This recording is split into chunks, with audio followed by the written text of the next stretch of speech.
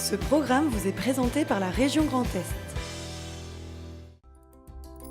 Le Crédit agricole Alsace-Vosges au service de nos territoires et de ceux qui y vivent.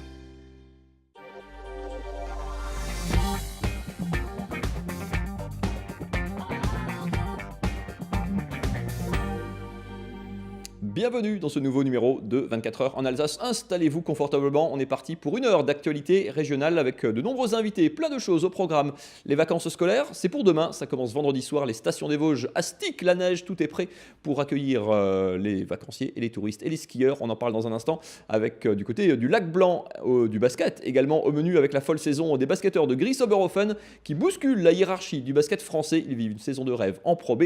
On en parle dans cette émission, on parlera côté nature, on ira s'aérer aussi avec les travaux de Marc Elfter, photographe amateur qui expose du côté de l'Ampertime une bonne bouffée d'air frais dans cette soirée. Et on commence bien sûr comme chaque soir par les infos. Le JT est présenté par Anna Britz.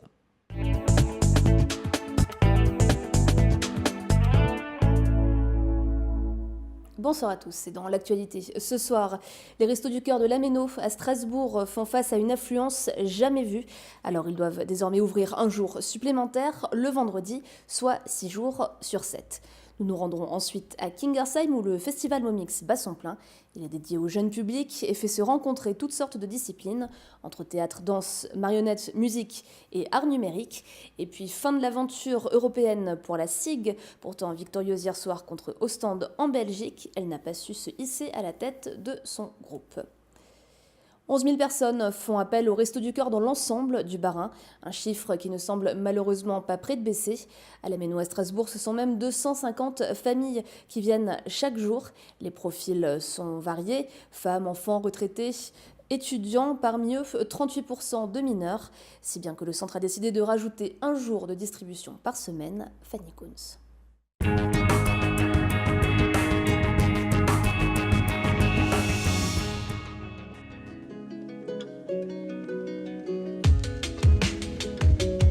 Ils étaient nombreux à pousser les portes des Restos du Cœur de l'Améno ce matin. Un petit sourire, une main tendue, les bénévoles s'activent au service des personnes en situation de précarité. Le nombre de bénéficiaires augmente constamment dans l'Eurométropole et afin de faire face à cette situation d'urgence, le centre de l'Améno a décidé d'ouvrir une journée supplémentaire par semaine à partir de ce samedi. Cette augmentation nous a conduit à rechercher à mettre en place de nouveaux créneaux d'ouverture pour l'accueil des personnes. Et notamment depuis la semaine dernière, on a été amené à ouvrir un jour de plus notre centre de l'Améno, qui est le plus grand centre des Restos du Cœur du Bas-Rhin. Donc on avait un créneau disponible vendredi et qu'on vient de mettre à profit, je dirais. Donc depuis vendredi dernier, on a une nouvelle équipe de bénévoles. On a dû recruter quelques bénévoles, faire appel à des bénévoles qui venaient travailler d'autres jours de la semaine pour venir mettre en place cette équipe ce vendredi.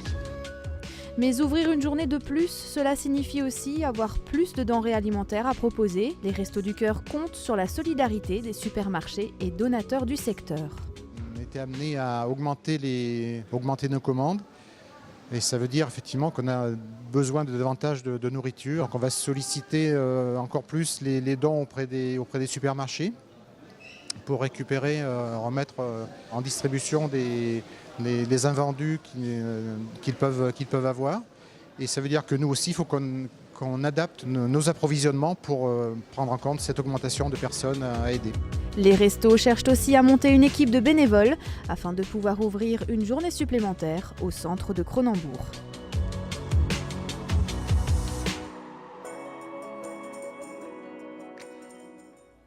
En sport, à présent, l'aventure européenne est finie pour la SIG. Les basketteurs strasbourgeois jouaient hier soir à Ostende en Belgique, leur dernier match de la phase de groupe. Pour se qualifier, les Alsaciens devaient s'imposer, mais aussi compter sur la défaite des Lituaniens de Klaipėda. Les hommes de Vincent Collet ont rempli leur part du contrat, d'abord en arrachant la prolongation grâce à un panier que vous allez voir dans quelques instants de Quentin Serron, puis en s'imposant finalement 100 à 94.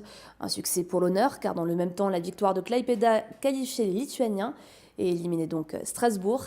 La SIG paye cher ses défaites du mois de janvier et va donc se concentrer sur le championnat dès samedi à Limoges. Le spectacle vivant n'est pas réservé qu'aux adultes. La preuve, les jeunes ont un festival qui leur est spécialement dédié. Il s'agit du festival Momix et au programme de sa 28e édition, cirque, théâtre, musique ou encore danse. Marine Zis a assisté ce matin au spectacle à petits pas dans les bois.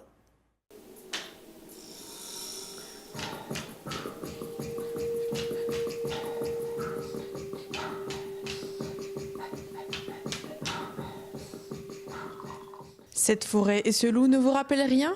Les jeunes spectateurs plongés dans le noir l'ont reconnu. Il s'agit du célèbre conte du petit chaperon rouge, revisité ici dans un spectacle sans parole.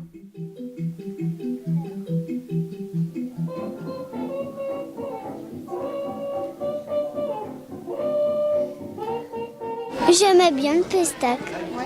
Et moi aussi, j'ai aussi aimé. C'était drôle. J'ai eu un petit peu peur du loup.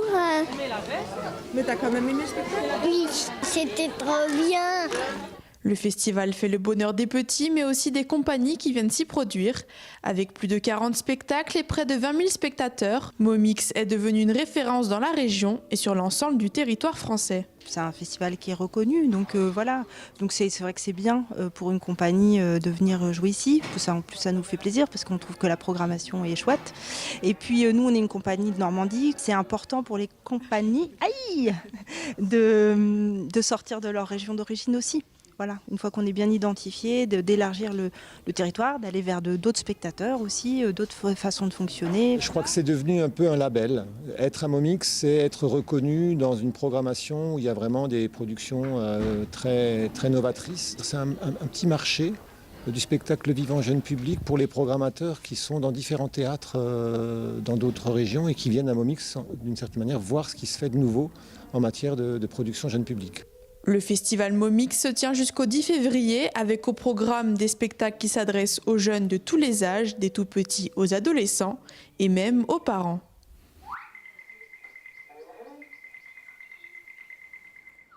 Quand des lycéens et des étudiants se glissent dans la peau de chefs d'État, une simulation de débat de l'ONU était organisée aujourd'hui à Strasbourg entre lycéens de la région et étudiants de Sciences Po Strasbourg. Objectif, apprendre la diplomatie, l'expression orale, l'anglais et le travail de groupe. Un reportage d'Adeline Piron.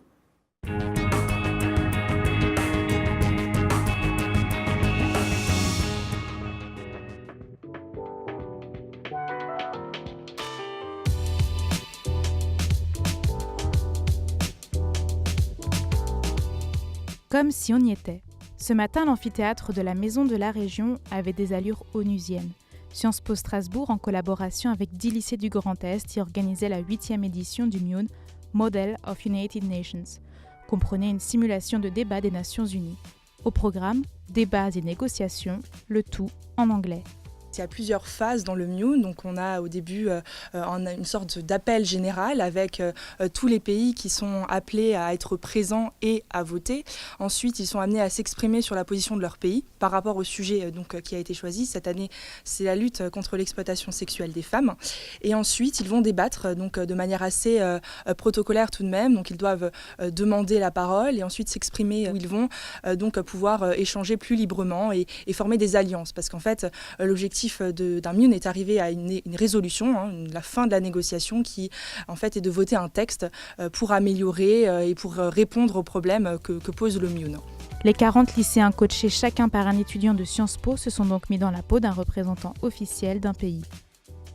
C'est quelque chose d'assez impressionnant au début. On est dans une grande assemblée, voilà, il y a beaucoup de gens, il faut prendre la parole, etc. Mais au final, on s'y fait et c'est vraiment très agréable. Moi, j'en ressors un peu grandi, j'ai appris énormément de choses sur plein de pays du monde. Voilà, le point de vue de plein de pays, etc. Comment les gens sont traités, entre guillemets, là-bas. Voilà, ce genre de choses. C'est vraiment des connaissances sympathiques à avoir dans la vie de tous les jours. Et aussi, c'est vrai que ça donne une base plus forte en anglais, puisque, encore une fois, tout le débat se fait en anglais. C'est très intéressant parce que c'est vraiment un vrai débat. Et c'est vraiment pas du tout pareil que les débats qu'on nous donne par exemple à faire à l'école ou ce genre de choses. Et c'est aussi très intéressant d'être comme ça dans un hémicycle, dans une atmosphère un peu officielle, etc. Et donc c'est vraiment chouette.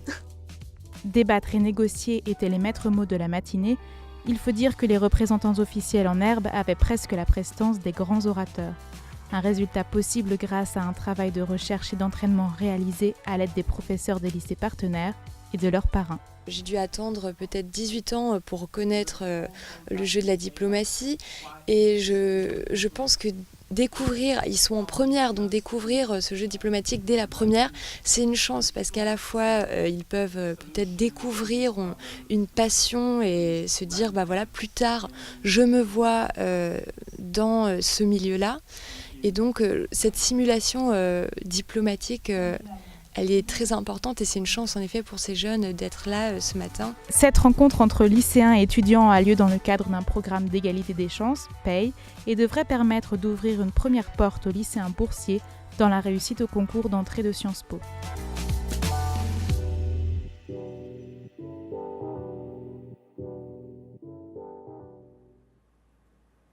Depuis 44 ans, le salon Rétromobile à Paris attire de nombreux amateurs, professionnels et curieux du monde entier. Tous sont animés par une même passion, les voitures anciennes. Et parmi les 600 automobiles exposées, on en retrouve une de la Cité de l'Automobile à Mulhouse, un reportage de Nora Bouriois.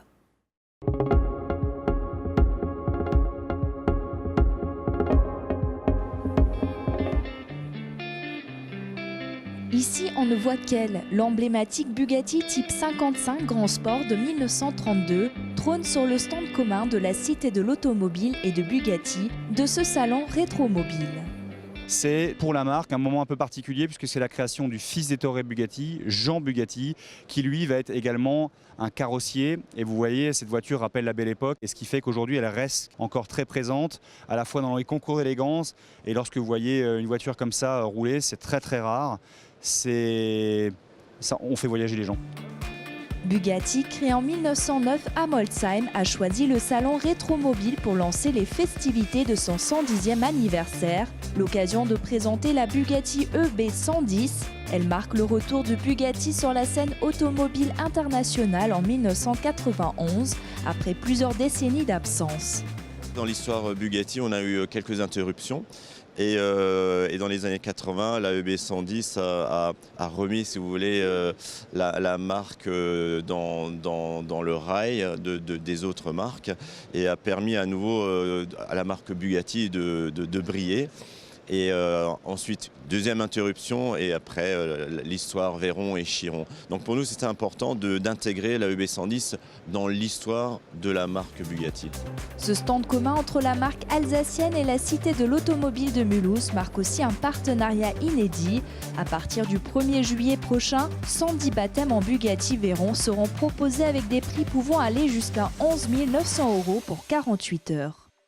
RGDS, partenaire des Alsaciens qui s'engagent. Et pour terminer ce JT, place à l'image du jour, elle est signée d'Oliviane.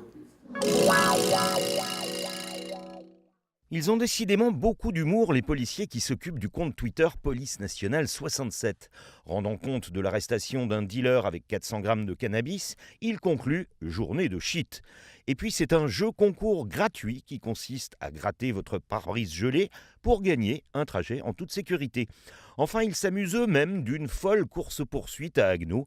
2 mineurs ont tenté de semer les policiers de la BAC au volant d'une voiture sans permis volée. Course folle à au moins 50 km/h, ricanent les policiers. La folie du volant et de la route. Merci beaucoup Anna pour ce JT. Vous restez avec nous ce soir, exceptionnellement. Je vous garde. On accueille les invités de la deuxième partie de cette émission. Christophe Bergamini, on va parler de la neige dans les Vosges et de la saison hivernale qui arrive. Jean-Claude Requel du basket club de Gris-Oberhofen avant le match de Coupe de France. Et on va parler photographie animalière. Installez-vous confortablement. On parle de tout ça juste après la météo de Sada. Des châteaux de la Loire au delta du Mékong, idées week-end ou voyage au long cours, vos vacances au fil de l'eau partout dans le monde avec Croisière Europe.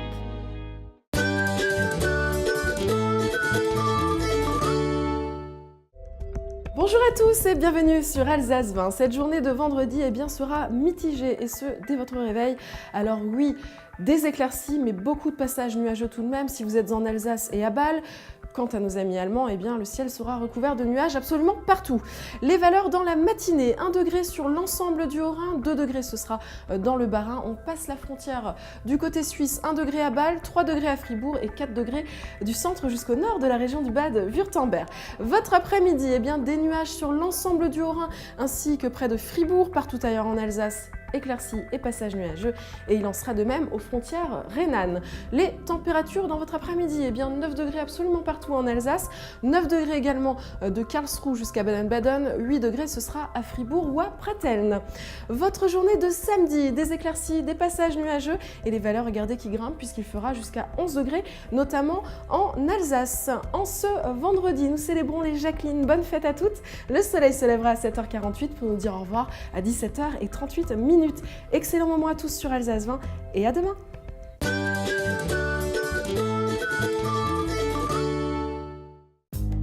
Vos vacances au fil de l'eau avec CroisiEurope.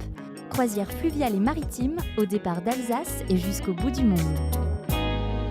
Et on va parler montagne dans cette émission. Les Vosges se sont couvertes de blanc, les stations sont ouvertes. Les vacances de février, ça démarre ce vendredi, déjà pour les enfants, les vénards, et pour les grands aussi parfois. On va parler stations et donc neige dans la région. Bonsoir Christophe Bergamini. Bonsoir Mathieu. Il est venu avec sa peluche, sa mascotte. C'est pour vous rassurer, vous aviez un petit peu peur. Non, mais vous vouliez que j'amène de la neige, j'ai pas réussi là. Après Strasbourg, c'est loin. Sous les spots, c'est vrai. Vous êtes le directeur de l'office du tourisme de la vallée de Kaysersberg et donc du lac Blanc qui est juste au-dessus.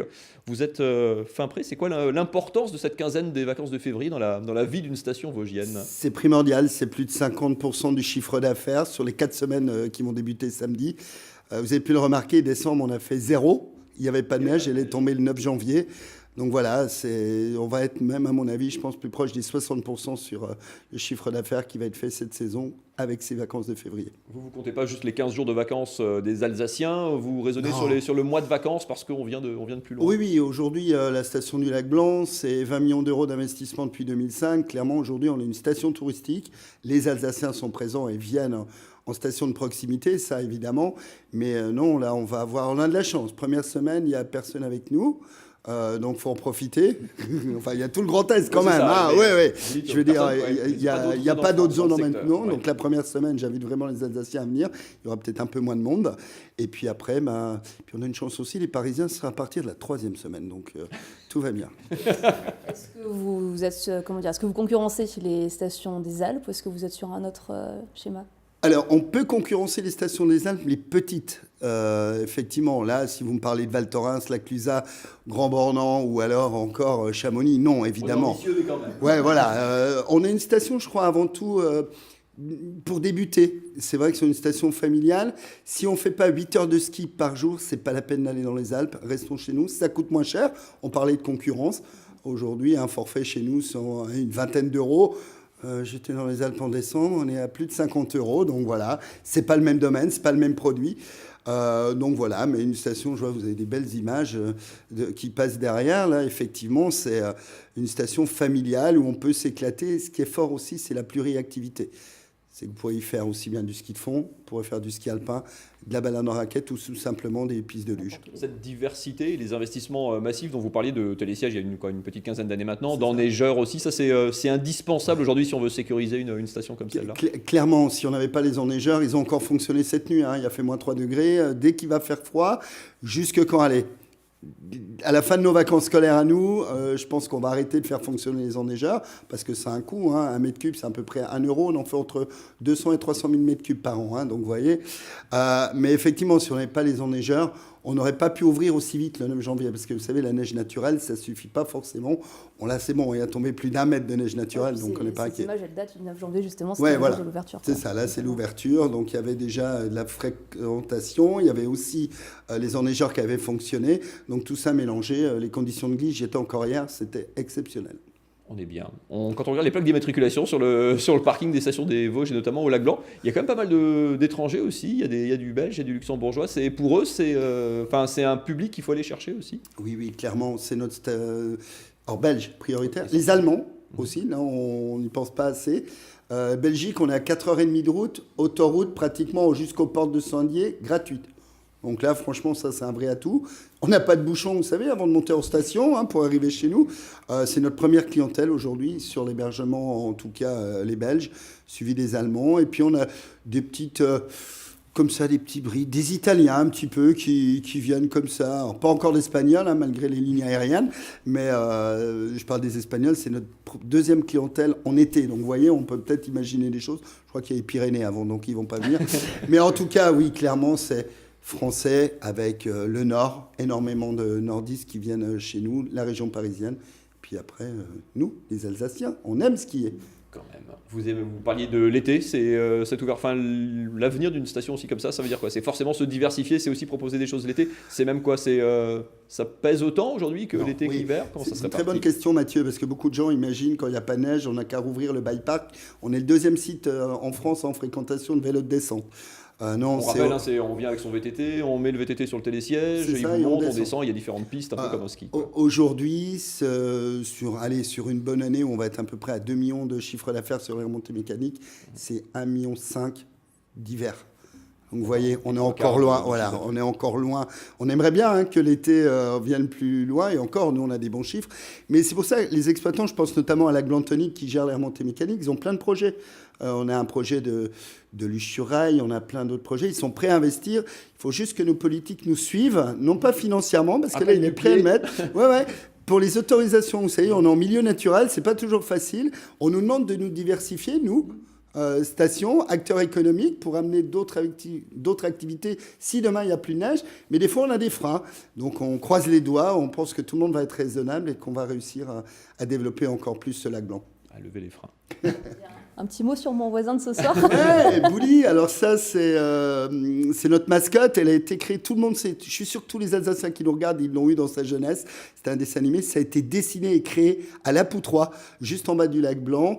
Il existe encore. Eh ben, je sais pas, tiens, allez, honneur aux femmes. Je vous offre celui-là. C'est pour vous, vous le garderez. Voilà, c'est bon, j'ai des camarades. Celui-là, je peux pas le donner parce qu'on en a plus qu'un des comme ça, mais ça, c'était la première maquette. C'est vrai qu'on est fiers avec Roger et Daniel Voinson. Quand je suis passé, je dis, je passe à Alsace-20, fils-moi un Bouli. Et voilà, il est là. Et je trouve que c'est un bon clin d'œil pour les stations familiales. C'est important pour nous. Parfait. Il reste là, Anna. Vous êtes bien accompagnée pour la suite de cette émission. Ne bougez pas. Merci beaucoup, Christophe Bergamini. Vous restez avec nous.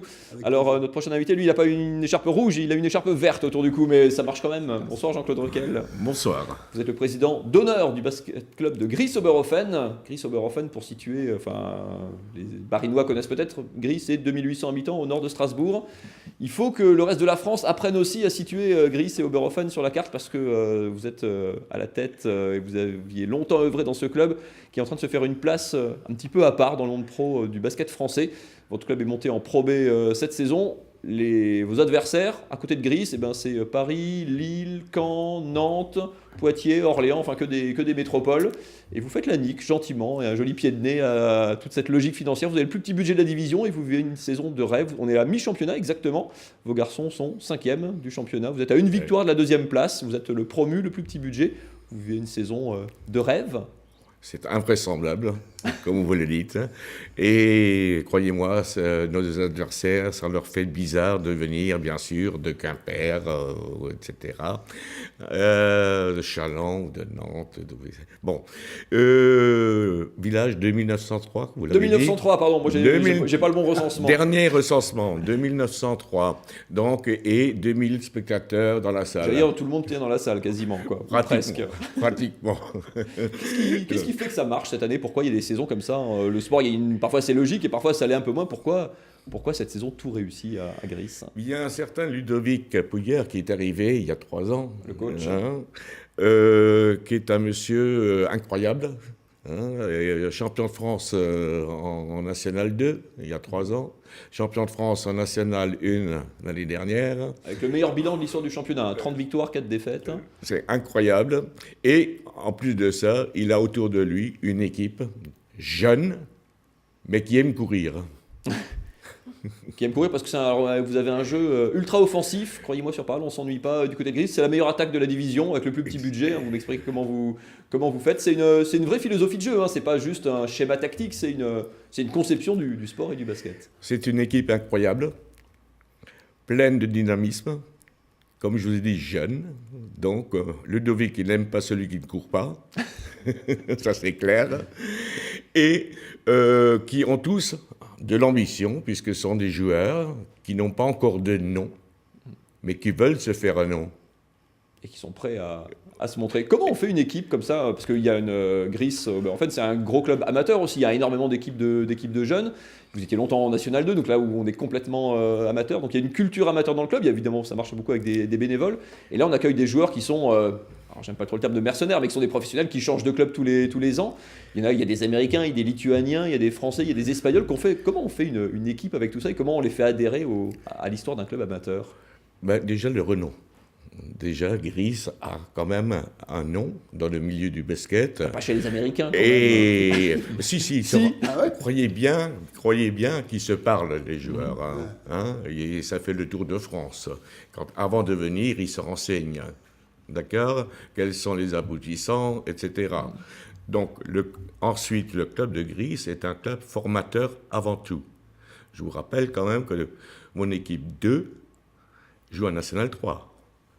Les U18 en championnat de France, les U15 en championnat de France.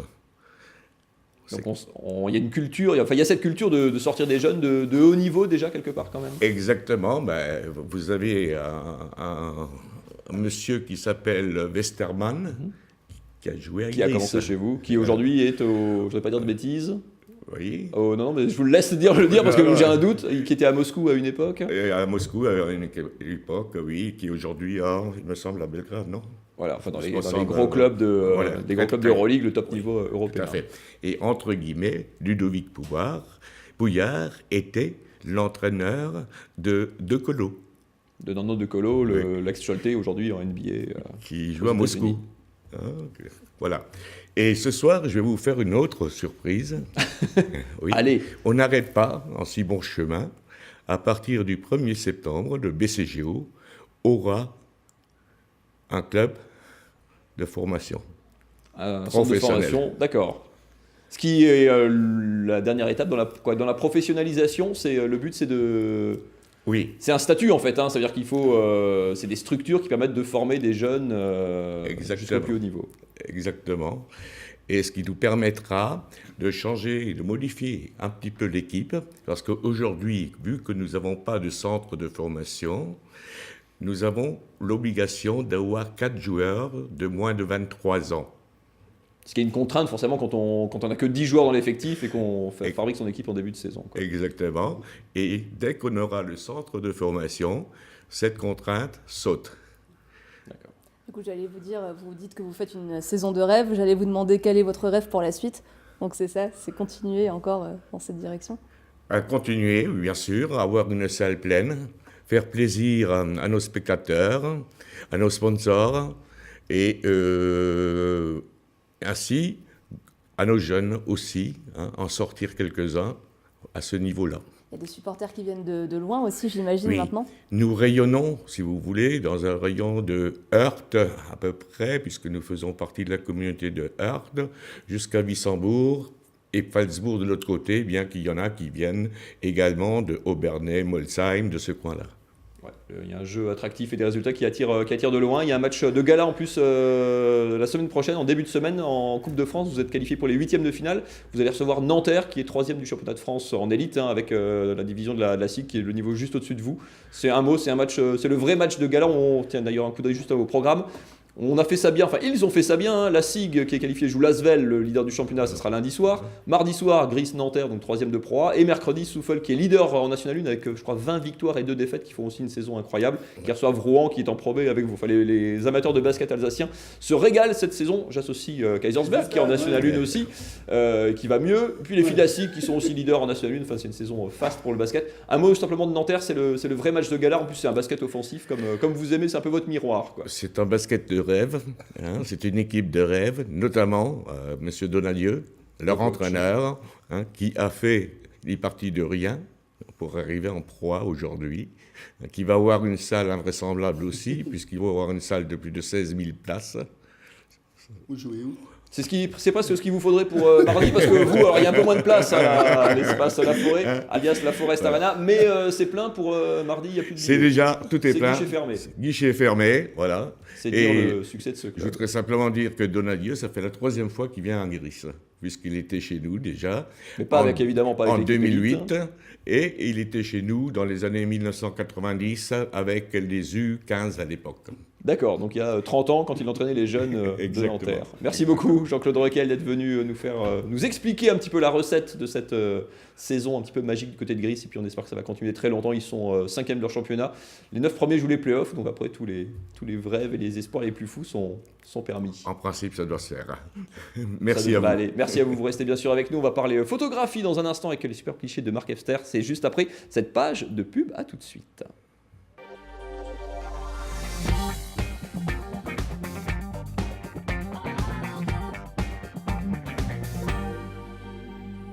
Peu de poésie et de calme dans cette émission. On va parler des travaux de Marc Elfter. Bonsoir. Bonsoir Mathieu. Vous êtes un chasseur un petit peu particulier. Votre terrain de chasse, c'est quoi, la campagne entre Strasbourg et Célestat, grosso modo. Votre cible, c'est votre gibier, c'est la faune en général. Puis votre arme, c'est votre appareil photo, quoi. Et une fois que vous êtes équipé, ça donne ça. Regardez ces travaux, ces clichés que vous exposez du côté de Lampertheim jusqu'au 23 février. Photographe animalier. Donc comment on prend ce genre de photos? Déjà, on se cache, on se camoufle, on se lève tôt. Comment on fait ça? Effectivement, on se cache, on se camoufle, il faut être discret. Il faut connaître le milieu, c'est la clé. La maîtrise de la technique photographique est une des composantes, mais la connaissance du milieu est plus importante que de maîtriser un bel appareil. Les techniques, c'est l'affût. On attend que l'animal vienne, on pose son affût à un endroit où il y a des chances que quelque chose passe, ou alors on se promène discrètement. Et puis, quand on voit quelque chose, on essaye de voir l'animal avant que l'animal nous voie. À ce moment-là, on va essayer de l'approcher le plus possible, le plus près possible pour faire les photos qu'il faut. Vous faites ça en amateur éclairé, mais absolu. Amateur passionné. Voilà. Parce que ça prend beaucoup de temps. Et il faut être patient, il y a beaucoup d'échecs. L'échec, c'est pas une sortie sans photo, c'est pas un échec, ça fait partie du jeu. On rentre bredouille parfois. Parfois, on a pris 0 cliché, quoi. Exactement. Et quand vous partez, vous avez une cible en tête ou alors c'est vraiment au petit bout dans la chance et puis Alors j'ai toujours une cible en tête et en général je ne fais pas la photo de la cible que j'avais en tête parce que c'est pas un casting d'avance, il n'y a pas de scénario qu'on écrit. On part avec une idée. C'est sûr que si on va dans un milieu, si je vais au bord de l'eau, je vais plutôt rencontrer des animaux qui vivent au bord de l'eau. Si je vais en montagne, on va plutôt voir des chamois. Ça oui, mais après c'est pas parce qu'on a décidé de faire des photos de renards qu'on va faire des photos de renards. Vous parlez de renards, il y a quand même une série de renardeaux en l'occurrence qu'on va voir dans un instant. Je ne sais pas si ça c'est particulièrement rare ou si c'est, on va nous mettre ça en régie. Il y a 2-3 photos de renardeaux que vous avez surpris. Alors je ne sais pas si elles datent du même moment. On va les voir dans un instant. Est-ce que ça c'est pareil, ça se programme pas enfin, Alors ça se programme un petit peu parce qu'on les prend près de leur terrier. On repère avant, le travail c'est de repérer un terrier qui est habité. Et puis après, les renardeaux sortent et en fait ils sont assez, du fait de leur jeunesse, ils se laissent assez facilement, il faut être discret bien sûr, mais après ils prennent confiance et ils se laissent aller tranquillement, ils oublient très vite qu'il y a une tente d'affût qui est à côté et quelqu'un qui est en train de les photographier. Qu'est-ce qu'on cherche dans ces moments-là, des instantanés, des moments de, je sais pas, de poésie quelque part. Enfin, quel rapport on a avec ce travail, avec les animaux? Alors, effectivement, déjà observer l'animal, le voir venir, avoir la chance qu'il se présente à soi, c'est déjà une première satisfaction. Ensuite, si on peut l'immortaliser, si on peut y mettre une touche artistique, un beau cadrage, une belle lumière, ou une composition avec des feuilles, je sais pas, de la verdure, des arbres. Ça, c'est le plus après. Ça vient après, quoi. Ça vient après. Ça, c'est une fois qu'on a... Au début, on essaie de faire des photos. Déjà, on est content J'ai pris une photo de renard. Et après, le niveau d'exigence monte. C'est comme au basket. On dit, bon, maintenant, j'aimerais bien que non seulement j'ai une photo de renard, mais qu'il fasse un bond ou qu'il fasse quelque chose d'un peu original. Voilà, c'est ça. Il faut consacrer sa vie après, c'est là que ça se complique. C'est ça. Voilà, et c'est ce qui est motivant. Et puis s'il n'y a rien, c'est quand même une sortie, on se promène, on fait un peu de sport, on va prendre l'air. Et puis, il y a le côté relaxant aussi dans la nature, c'est apaisant. Donc, on trouve toujours une satisfaction.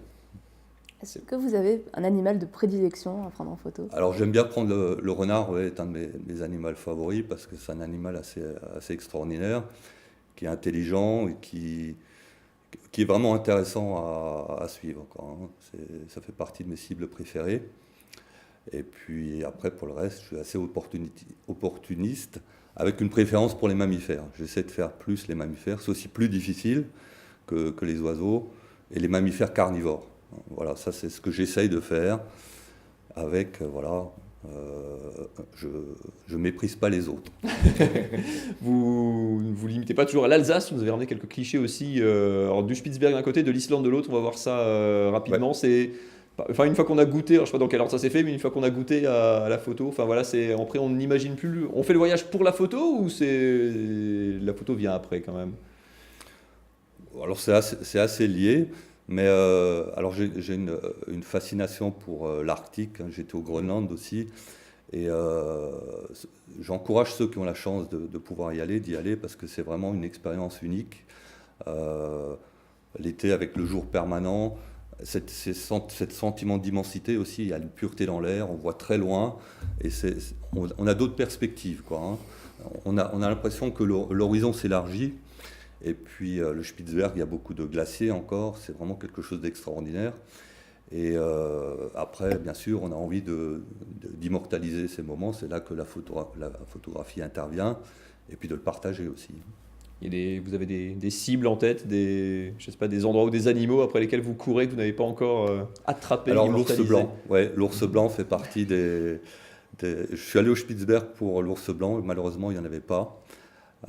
C'est une question de chance, hein, aussi, il faut se croiser au bon moment. Mais ça, je compte retourner peut-être dans le nord canadien pour rencontrer cet animal mythique. Merci beaucoup Marc Elfter. Je rappelle que vos travaux sont visibles, ceux-là uniquement, enfin la version alsacienne en tout cas. La version alsacienne est visible à Lampertheim dans la bibliothèque. Et puis sinon, j'ai un site web aussi où on peut voir mes différents voyages, des photos des différents voyages, et puis un gros focus sur la faune alsacienne. Merci beaucoup en tout cas pour ce moment de poésie, ça m'a fait beaucoup de bien. Pour ceux qui veulent aller en montagne, sans les ours polaires encore, heureusement quand même a priori. On en a des fois, vous savez, Mathieu. Je m'inquiète, je suis très inquiet. La station du Lac Blanc, évidemment, c'est ouvert pendant toutes les vacances. Tous les jours, dès 9h, et puis on a les nocturnes, mardi, mercredi, vendredi, samedi. Si on travaille et qu'on n'est pas en vacances, comme nous, Mathieu, on peut venir en nocturne, c'est super sympa aussi. Très bien, c'est noté. Jean-Claude Requel, bon vent et belle suite de saison au basket club de Christopherhofen. C'est quand même plutôt très bien parti. On ne reparle pas du match de Coupe de France de mardi puisque c'est à guichet fermé, hein, donc il faudra vous qualifier pour Christophe Bergani. Vous proposez de jouer au Rhenus ou ailleurs hein, s'il faut agrandir la salle. En attendant, merci beaucoup en tout cas d'être venu sur ce plateau à tous les trois. Merci beaucoup Anna, vous avez une super mascotte. Et oui. Vous l'emmenez ce soir. Voilà. Avec ce soir. On ferait une photo. On fera ça, impeccable. Un nouveau journaliste pour la rédaction. Mais il est très bien, comme dit à part l'écharpe rouge qui n'est pas raccord avec l'autre. On peut rappeler le prochain match de championnat, vous l'avez en tête quand même, pour ceux qui ne peuvent pas aller mardi en coupe, du coup qui n'ont pas leur billet. Je pose une colle. Jamais sans mon calendrier. Les garçons sont à, je sais plus. Oui, on va à Orléans. À Orléans, ça c'est demain vendredi. Demain, voilà. Et le prochain à domicile? Et le prochain à domicile. En live. On avait dit qu'on mettait les téléphones sur avion pendant l'émission, mais c'est pas grave. C'est pas un avion. Eh ben c'est trop tard, on ne saura pas. L'émission suivante, c'est le magazine du logement et de l'habitat, c'est avec Fanny Kunz et avec la CIBA, évidemment. C'est parti. Désolé.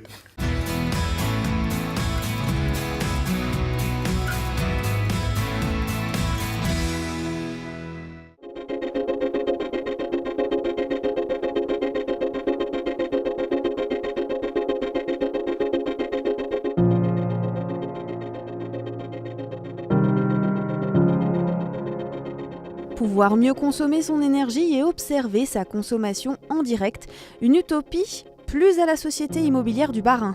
Depuis la mise en route de la chaufferie à granulés de bois de l'Améno, il y a tout juste un an, un système de pilotage à distance y a été installé. Objectif, observer tout dysfonctionnement pour pouvoir intervenir au plus vite.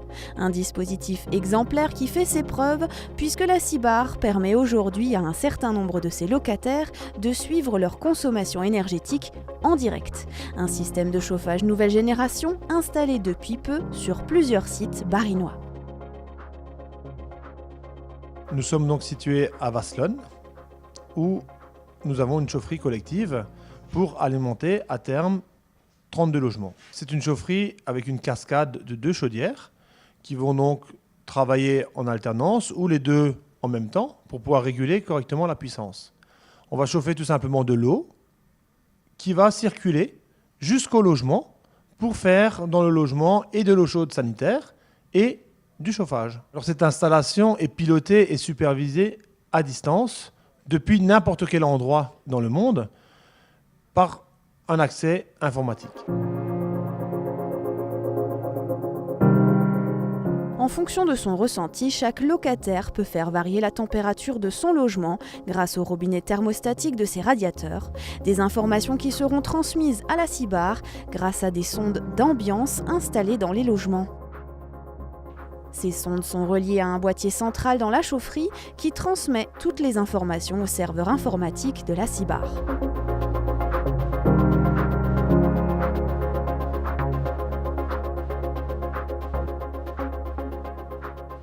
Le but d'une supervision et d'un pilotage, c'est tout simplement de pouvoir allumer, éteindre, contrôler le bon fonctionnement d'une chaudière à distance. On pourra vérifier la température de l'eau, on pourra vérifier le bon fonctionnement de la chaudière, on pourra tout simplement vérifier que dans tant et tant d'heures, il faut vider le cendrier. Et le locataire pourra à terme visualiser sa consommation depuis un smartphone ou depuis un écran d'ordinateur.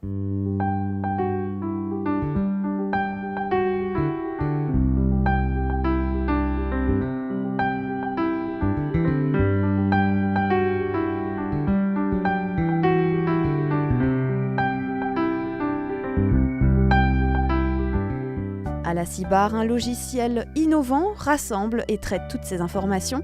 Chaque chaudière, mais aussi chaque logement équipé de ce nouveau dispositif sont soigneusement répertoriés.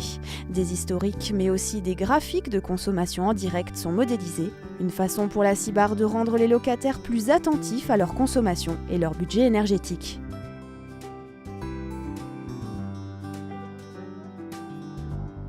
L'objectif principal, c'est de la maîtrise de la consommation d'énergie. Quand je pilote à distance, j'ai la possibilité d'adapter le régime de la chaufferie aux conditions climatiques extérieures et de moduler les puissances qui sont délivrées et du coup les consommations.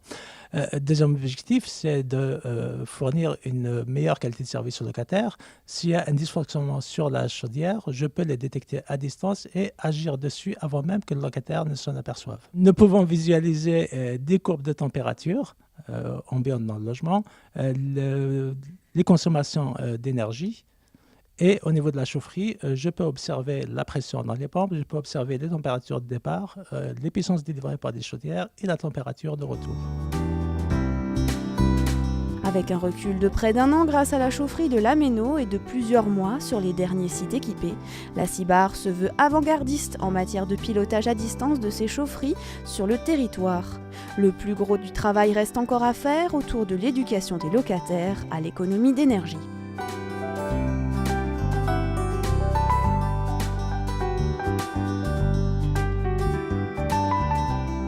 L'intérêt, c'est d'y aller le plus loin possible, même au-delà des exigences réglementaires en matière de virtuosité en consommation d'énergie et de maîtriser au maximum les consommations d'énergie. Par ce système, nous espérons parvenir dans un futur très proche à inciter les locataires à adapter les appels de charge aux consommations réelles du locataire et de cette façon inciter les locataires à être à leur tour vertueux en matière de consommation d'énergie.